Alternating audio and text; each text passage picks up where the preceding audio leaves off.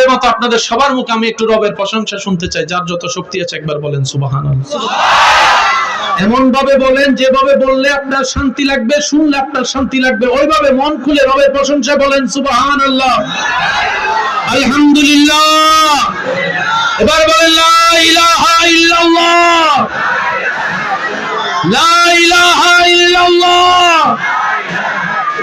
এবার সবাই দুই হাত রবের দরবারে ভিক্ষার জন্য তুলে দিয়ে গর্জন দিয়ে বলেন আল্লাহু আকবার, আল্লাহু আকবার, লা ইলাহা ইল্লাল্লাহ, লা ইলাহা ইল্লাল্লাহ, মুহাম্মদ রাসূলুল্লাহ সাল্লাল্লাহু আলাইহি ওয়াসাল্লাম। আমার জন্য সবাই দোয়া রাখবেন। ওয়া আখিরু দাওয়ানা আলহামদুলিল্লাহি রাব্বিল আলামিন। আসসালামু আলাইকুম ওয়া রাহমাতুল্লাহি তাআলা ওয়া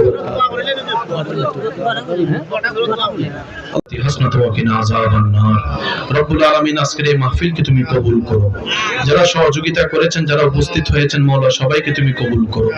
আল্লাহ আমাদের সবার অন্তরের সেই নোংরামি তুমি দূর করে দাও, আমাদের অন্তরকে তোমার নূর দ্বারা আলোকিত করে দাও। আল্লাহ আমাদের সবাইকে মানুষের মতো মানুষ বানার তৌফিক দান করো। আল্লাহ দুনিয়া থেকে যাওয়ার আগে যেন তোমার প্রিয় বান্দা হয়ে যেতে পারি সে তৌফিক দান করো। আল্লাহ প্রত্যেকটা পরিবারে শান্তির ব্যবস্থা করে দাও।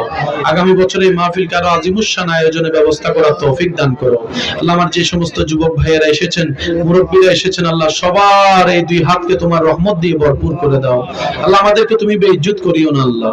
আল্লাহ দুনিয়াতে বেইজ্জত করিও না, আখিরাতে বেইজ্জত করিও না আল্লাহ। আল্লাহ আমরা যেন তোমার নবীর ওয়াফাদার উম্মত হয়ে যেতে পারি সে তৌফিক দান করো। আল্লাহ আমার ডানে বামে যত মুরব্বীরা আছেন ওনাদের দোয়া ফরিয়াদ কবুল করো। আমিন বিরহমাতিকা ইয়া আরহামার রাহিমিন।